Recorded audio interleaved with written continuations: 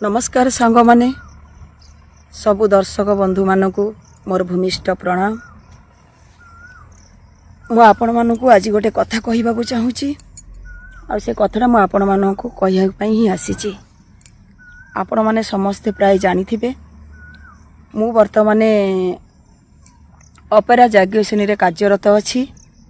ये जो मोर राधा पंडा नीट रे पाईगले ये जो फोटो भाइराल होची 3-4 दिन हम सत कथा कहवाक गले मु जो अपेरा जाग्यश्रेणी रे कार्यरत अच्छी मोर गोटे नाटक अच्छी। देख आगु को कौन होची से नाटक रे मोर चरित्र डॉक्टर से डॉक्टर फोटोरू मो पर्सनल आईडी राधा पंडा रे पर्सनल आईडी राधा पंडा आईडी रे मु मो डॉक्टर गेटअप केमिति लागुची मु लेखिकिना छाड़ी तापरे कौ जड़े भद्र व्यक्ति मो आईडी से फोटो को नहीं फेक आईडी बनईकिरी राधा पंडा नीट रे पाईगले मु नीट रे पाईगले मु से मुंडे पुरियारे नहीं। तापर फोटो भाइराल हबार चलला मते समस्ते पचारे जन जन फोन करी कहीं फोन करी पचारे आप नीट रे पाईगले। अरे नीट रे पाईगले कौन मु एक्चुअली कथा भल से बुझी नथिली। बुझिला परे हस लगिला सेतिकी दुख भी लगिला सेतिकी दुख हस लगिला एइथिपाई मोर पेशा होची अभिनय। मु पाठ छाड़ी घर लुचिकी आसी पाठ जी पढ़लु तापर लुचिकी लाइन की आसी मो पेशा मु एटा यात्रा होची मो पेशा। वर्तमान मु अपेरा जाग्यश्रेणी रे कार्यरत करि चली। दुख लगुच एइथिपाई जे मोर 140,000 फैन 140,000 फैन रु केही कौन जानी पारलेन जे राधा पंडा नीट रे पाईगले। आपण माने भी समस्ते तांको सहित मिसिकिरी कंग्राचुलेसन दे चलिले। खुशी लगिला आ दुख भी लगिला। दुख लगुच एइथिपाई जे मु जदि सतरे लाइन को न आसी पाठ पढ़ी थांती ना मु आज नीट रे पाई जाई थांती आ आपण माने एमती मते बाहा करि थांते। जे छाड़ू जो भद्र व्यक्ति मो फोटोटा आईडी रु नहीं फेक आईडी बनई पोस्ट करिसंती से निहाती शिक्षित उच्च शिक्षित कहीं ना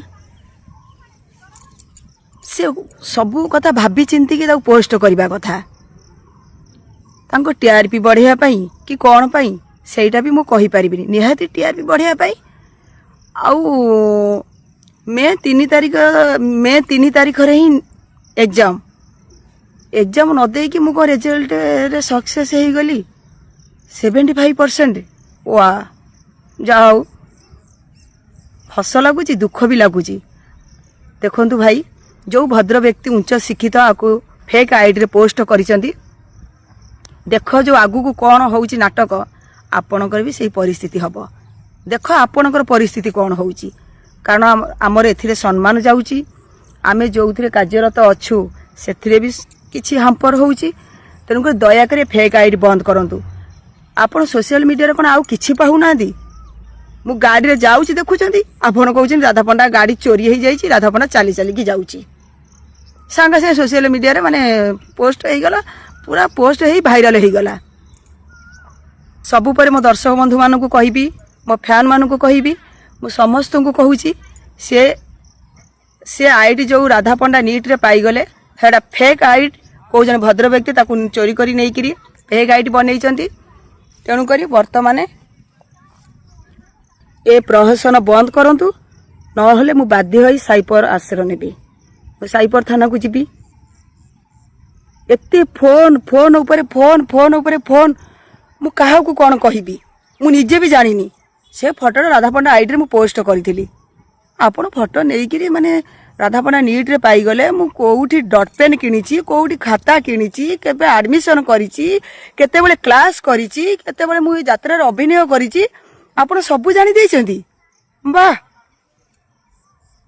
आपण शिक्षागत योग्यता जमा नहीं धरा पड़ीगले ए कला मु हुए कि जी भी हुंतु समस्त आत्मसम्मान अच्छी। ठीक तथ्य नियंतु सोशल मीडिया रे पोस्ट करंतु।